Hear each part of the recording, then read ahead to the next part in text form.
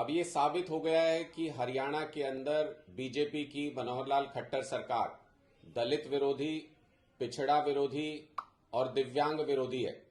ये तो हमें पहले ही पता था।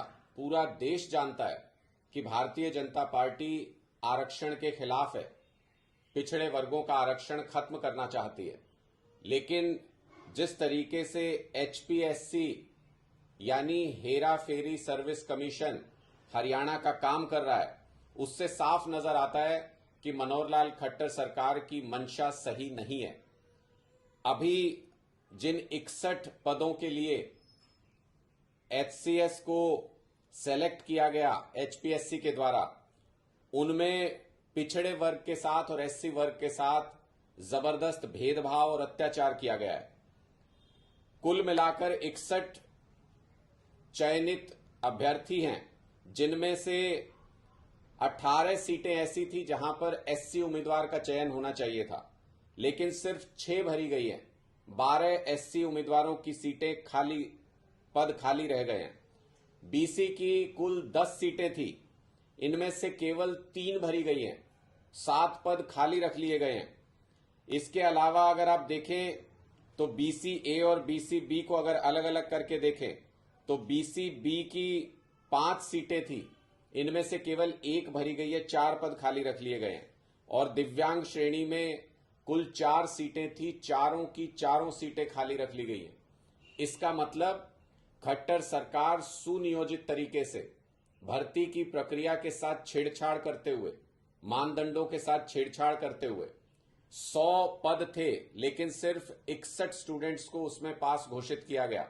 इसका मतलब बहुत अच्छे तरीके से पूरे रिजल्ट को देखभाल करके इस तरीके से रिजल्ट जारी किया गया ताकि एससी उम्मीदवार, बीसी उम्मीदवार, बीसी ए, बीसी बी और दिव्यांग उम्मीदवार कम से कम संख्या में सेलेक्ट हों।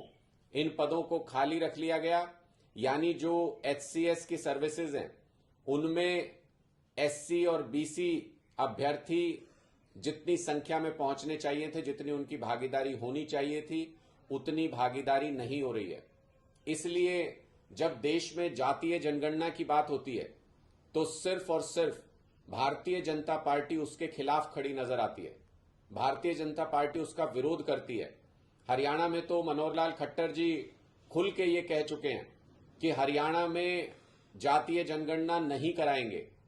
क्या मनोहर लाल खट्टर जी, आपके मन में किसी तरीके की गलत भावना है एससी वर्ग के प्रति, ओबीसी वर्ग के प्रति, दिव्यांगों के प्रति, कि आप जातीय जनगणना में इनकी जनगणना नहीं कराना चाहते? और जहां एचसीएस के लिए पद भरे जा रहे हैं वहां पर इस तरह का भेदभाव देखने को मिलता है। इससे कम से कम हरियाणा के लोगों के सामने खट्टर साहब, आपका दोगला चेहरा जरूर सामने आ गया है। जो वोट तो एससी ओबीसी वर्ग से खूब मांगते हैं, लेकिन जब उनके बच्चों को एचसीएस की सर्विसेज में भर्ती करने का समय आता है, आपका जो हेरा फेरी सर्विस कमीशन है, आयोग है, वो उन बच्चों को उन पदों के लिए चयनित नहीं होने देता। इस तरीके से दुर्भावना के साथ पूरी प्रक्रिया को अंजाम दिया जाता है।